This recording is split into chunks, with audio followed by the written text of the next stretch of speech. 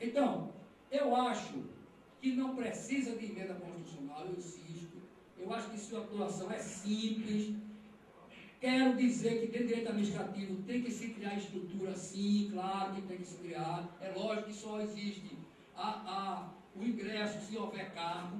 E essa estrutura é cargo, atribuições do cargo, que é função. E aí, como é que se faria? É simples também.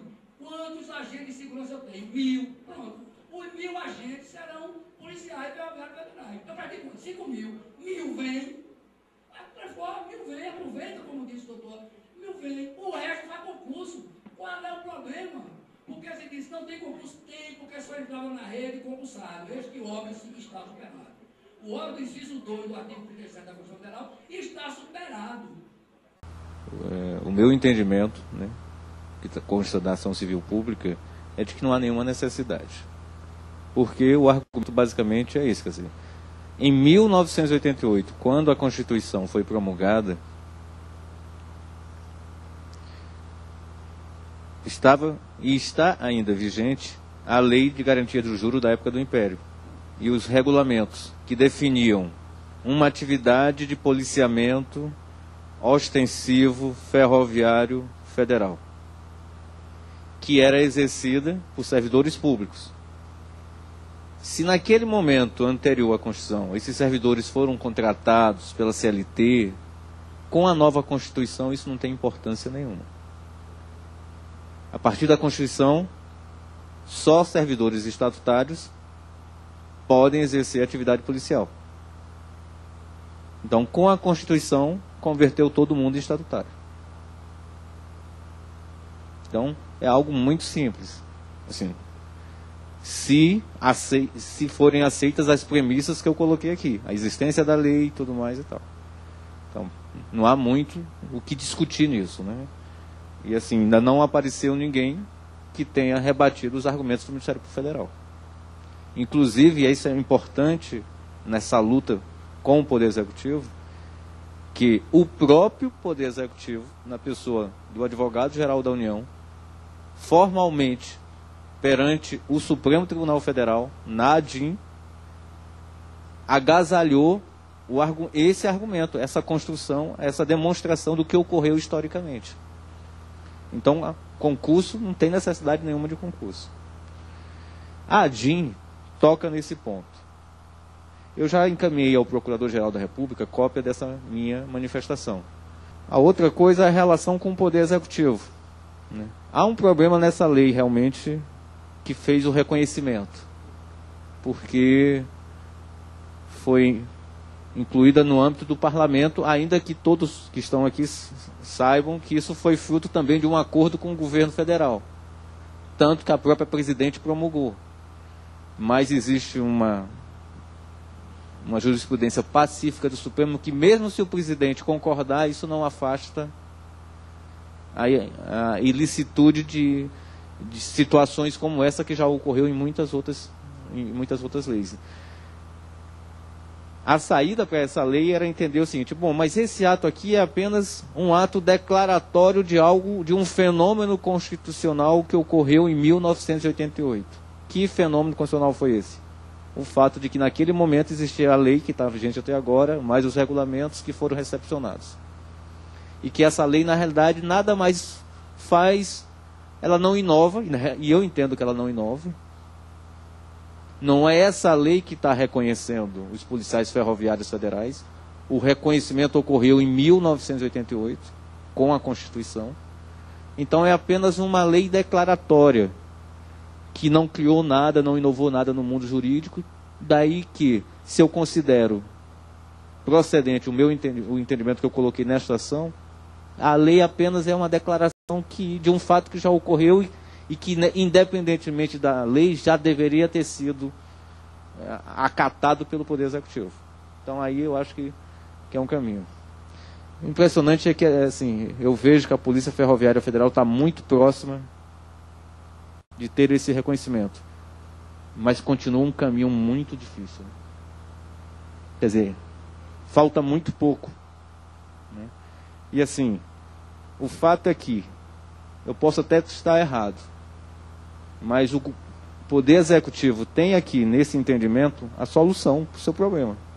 Não precisa de lei, não precisa de concurso, já dá para fazer funcionar a Polícia Ferroviária Federal em pouco tempo, até que sejam aprovadas novas leis, novos decretos, novos regulamentos, até que sejam definidos quem vai ser o diretor, quem não vai ser o diretor, essa coisa toda assim.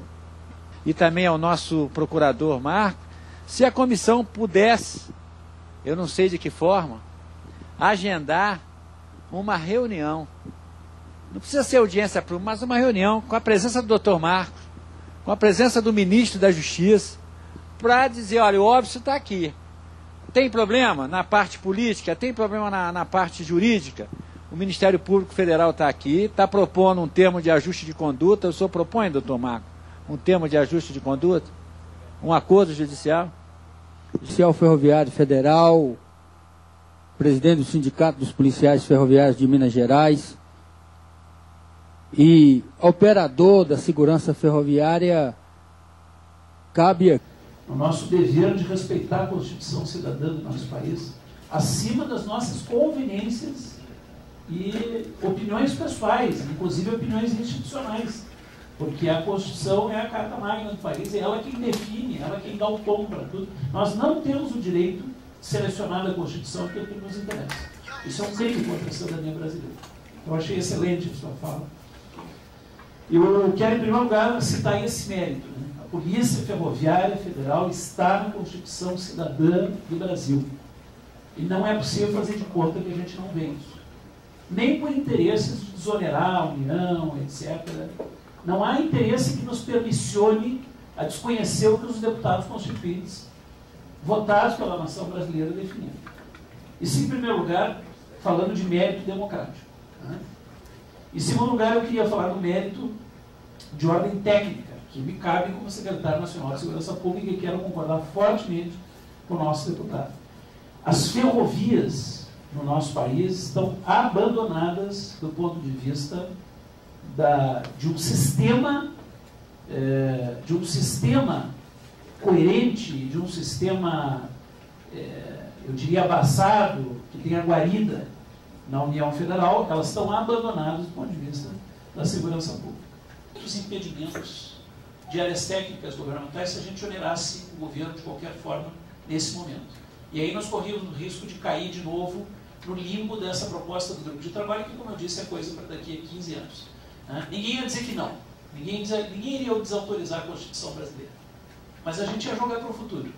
E mais uma vez eles iam ficar esperando mais 10, 15, 20 anos. A nossa jurídica trabalhou em cima dos trabalhos, inclusive feitos pelo Ministério, dentro dessa tese da rodoviária e ferroviária ser uma só. E com a tese também da PEC. Então, bem assim, dentro do âmbito familiar que a doutora Alda propõe aqui nas nossas interlocuções, sem ofender, sem entrar em questionamentos, interlocuções, a nossa jurídica ela foi clara. Não é necessário uma PEC, porque funcionalmente já tem a Polícia Ferroviária Federal. Uma PEC para fazer a Polícia Ferroviária Federal seria... Não, só um pouquinho, eu sei que você vai abordar. Tá? No momento em que se cria uma legislação, criando, junto com a Rodoviária Federal, a Polícia Federal, isso é uma questão estrutural do Ministério. Então, não requer uma PEC, não requer uma questão, é uma questão de regulamentação constitucional. Para nós, dentro desse princípio que foi trabalhado dentro da consultoria jurídica da pressa da decisão, pegamos a figura, ou digamos o provimento de uma medida provisória, porque ela é uma medida rápida. A questão da estrutura do Ministério seria uma questão de foro íntimo do Ministério da Justiça, como colocar na estrutura. A importância hoje é a criação da carreira. Segundo ponto, se no momento que fosse colocar dentro da rodoviária federal a ferroviária, para o ingresso do aproveitamento desses hoje especialistas que tem dentro da área ferroviária, então nós teríamos que começar do zero o funcionário somente mediante concurso público. Aí sim requer uma PEC, para terminar com o artigo 37, que até nós almejamos essa PEC em outras circunstâncias. Então, quer dizer, seria uma discussão muito grande a nível de toda a área administrativa e de toda a área parlamentar que já vem transcorrendo há vários anos. Então, o que nós vimos na nossa decisão que nos foi passado, que é o nosso posicionamento, diante desse projeto que foi me colocado, que seria que uma medida provisória, sanearia de imediato a criação da carreira, regulamentava constitucionalmente o que consta lá no 44. Agora, a questão da estrutura dentro do Ministério, da questão orçamentária, não, é evidente que é uma questão do quê? Do planejamento e do Ministério, onde vai locar essa carreira e como.